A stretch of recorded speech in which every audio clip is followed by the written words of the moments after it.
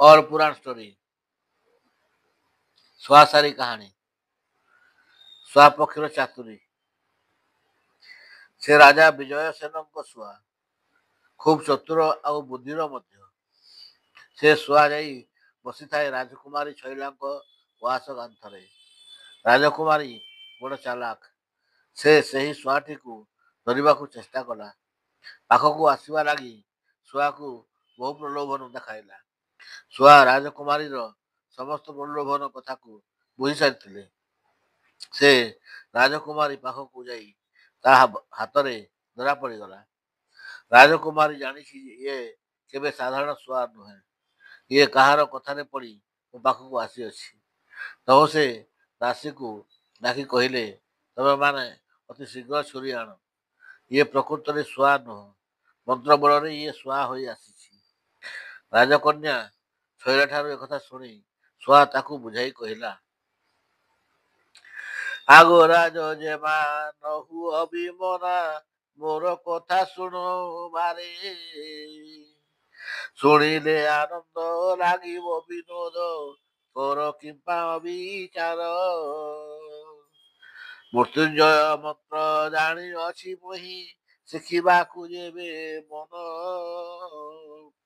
यथे चेष्टा बले जीवन केव नब हईब तुम्हे अमर सुहा ठारू ए कथा शुणी सारी राजकुमारी शैला कहला जदि कहिलुणी मन बहिलुणी विश्वास होइला तते कहिदिय थरे मृत्युंजय मंत्र आपणार होई मते सुहा कहला एते बेलके मन को आसला छुरी मगाउथिल सुहाटा को मारिदेवा लगी मु कहार खाए ना धारे संसार रे मोर केही आपणार नुह कि केही पर मध्य नुहति हौ हैला तमे यदि मृत्युंजय मंत्र जानिबाकू इच्छा करुछ ताहले दासी माननकू सेठारु दूरेई देव कारण एकाथर के समस्ते यही मंत्र कथा जानिजिबे राजकुमारी शैला सुहार कथा शुणी दासी माननकू निज पाखरु हटाई देले घर समस्त झरका बंद करदेला केवल सुहा लगी गोटे झरका खोला रखिला तापर सुहा को कहला एथर आस मते मृत्युंजय मंत्र कहि चली जाओ तापर राजकुमारी शैला पाखक सुहा आसी कहला तमे मते आग मुंदे पानी दियो मते खूब शोष हेउछि राजकुमारी निज हस्तरे सुहा को पानी आनी देलारू सुहा से पानी पी सारी टिके झरका ऊपर बसिला राजकुमारी कहला एथर पानी पी सारू तो पाखक आसी मंत्र दे मंत्र शुणवा लगी मु खूब व्यस्त हेलिनी राजकुमारी ठार सुहा एपरी शुणी सारी से सेठाकू जाई कहला एथर तुमर कानटाकू मोर थंड आड़क रखंतु मु चुपी चुपी से ही मंत्र को कान रे कहीदे मोर काम शेष करी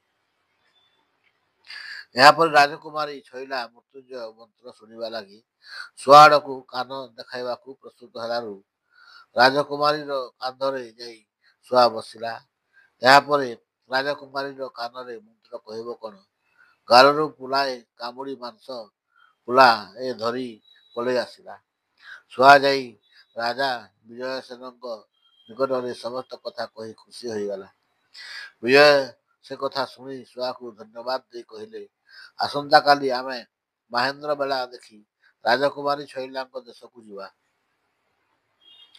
यापर राजा विजय सेन घोड़ा ऊपर बसी राजकुमारी राज्य रे जाई पहुंचला साथी सुहा को मध्य नेला सुहा सह विजय सेन को से राज्य रे पहुंचवा गोटे दिन लगिला सेमाने जाई राजकुमारी फूल बगीचा रे रहिबा लगी डेरा पकाइले गोटे दिन उद्यान रे रही जीवा परे मालुणी देखिला जे राजकुमारी उद्यान रे राजकुमार विजय सेन आसी डेरा पकाई रही से तो तांकू नाना प्रकार कथा कही सेठारु पलाई जीवाकू कहते राजकुमार विजय सेन मालुणीर कथा शुणिले नहीं शेषे मालुणी विरक्त हो जाई ରାଜକୁମାରୀ ଶୈଳାଙ୍କ ନିକଟରେ ଏକଥା ପ୍ରକାଶ କରନ୍ତେ ରାଜକୁମାରୀ ଶୈଳା ରାଗରେ ପଞ୍ଚମ ହୋଇ ନିଜର ସଖୀ ସହଚରୀମାନଙ୍କୁ ସାଗରେ ଧରି ଆସି ଉଦ୍ୟାନରେ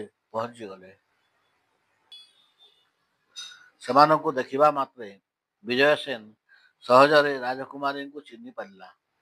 କାରଣ ଶୁଆ ରାଜକୁମାରୀଙ୍କ ଗାଲରୁ ମାଂସ ପୁଳାଏ ଉଠାଇ ନେଇଥିଲା। ସେ ତହୁଁ ରାଜକୁମାରୀଙ୍କୁ ଦେଖୁ ଦେଖୁ କହିଲେ, ମୁଁ ତୁମକୁ ବିବାହ କରିବାକୁ ଆସିଅଛି। ରାଜକୁମାରୀଙ୍କ ଠାରୁ ଏକଥା ଶୁଣି ରାଜକୁମାରୀ କହିଲା, ମୋତେ ବିବାହ କରିବାକୁ ହେଲେ ମୋର ପ୍ରତିଜ୍ଞା ତ ପୂରଣ କରିବାକୁ ହେବ। ମୋର ପ୍ରଶ୍ନର ଉତ୍ତର ଯେ ଦେଇପାରିବ, ମୁଁ ତାଙ୍କୁ ବିବାହ କରିବି। ବିଜୟସେନ କହିଲେ, ମୁଁ ତୁମ ପ୍ରଶ୍ନଗୁଡ଼ିକର ଉତ୍ତର ଦେବାକୁ ତ ପ୍ରସ୍ତୁତ ହୋଇ ଆସିଛି। ଏହାପରେ ରାଜକୁମାରୀ ଯେତେ ପ୍ରଶ୍ନ ପଚାରିଲେ, ବିଜୟସେନ ସମସ୍ତ ପ୍ରଶ୍ନର ଉତ୍ତର ସଠିକ ଭାବରେ ଦେଇଦେଲେ। ଏଥର ରାଜକୁମାରୀ ଅବାକ୍ ହୋଇ ବିଜୟସେନଙ୍କ ମୁଖକୁ ଚାହିଁ ରହିଲେ। ତାପରେ ରାଜକୁମାରୀ ବିଜୟସେନଙ୍କୁ ରାଜଉଆସକୁ ନେଇଯାଇ ଉପଯୁକ୍ତ ଆସନ ଦେଇ ବସାଇଲେ ଆଉ ପିତାଙ୍କ ଆଗରେ ସମସ୍ତ କଥା କହିଲେ। ରାଜା ଖୁସି ହୋଇଯାଇ କହିଲେ, ଏଥର ମୁଁ ତୁମ ସହିତ ମୋର କନ୍ୟାକୁ ବିବାହ ଦେବି। ସେଥିଲାଗି ଆଗ ଶୁଭ ଦିବସ ସିଦ୍ଧାନ୍ତ କରିବାକୁ ହେବ। ରାଜାଙ୍କ ଠାରୁ ଏକଥା ଶୁଣି ବିଜୟସେନ କହିଲେ, ମୁଁ ଆପଣଙ୍କ କନ୍ୟାକୁ ବିବାହ କରିପାରିବି ନାହିଁ। ସେ ମୋର ସ୍ତ୍ରୀ ନୁହଁ। ଯେହେତୁ ସେ ପରର ସ୍ତ୍ରୀ, ଜାଣୁ ଜାଣୁ ତାକୁ ବିବାହ ହେବି କାହିଁକି? ପାପରେ ପଡ଼ିବି କାହିଁକି? ବିଜୟସେନଙ୍କର ମୁଖରୁ ଏକଥା ଶୁଣି ରାଜା ବିସ୍ମୟ ହୋଇ ପଚାରିଲେ, ତୁମେ ଏସବୁ କାହିଁକି କହୁଛ ରାଜକୁମାର? ରାଜକୁମାର କହିଲା, ରାଜକୁମାରୀଙ୍କର ପ୍ରଶ୍ନର ଉତ୍ତର ଦେଇ ନ ପାରି ଅନେକ ରାଜପୁତ୍ର ବନ୍ଦୀରେ ଜୀବନ ବିତାଉଛନ୍ତି। ସେଥିମଧ୍ୟରୁ ଜଣେ କାରାଗାରରୁ ପଳାଇ ଯାଇ ସିନା କାରାଗାରରୁ ମୁକ୍ତ ହେଲେ, ସେ ତ ରାଜକୁମାରୀଙ୍କୁ ପାଇବା ଆଶାରୁ ମୁକ୍ତ ହୋଇ ପାରିନାହିଁ। ସେ ପାଗଳପ୍ରାୟ ଅରଣ୍ୟରେ ଭୋକ ଉପାସରେ ଘୂରୁଥିଲା।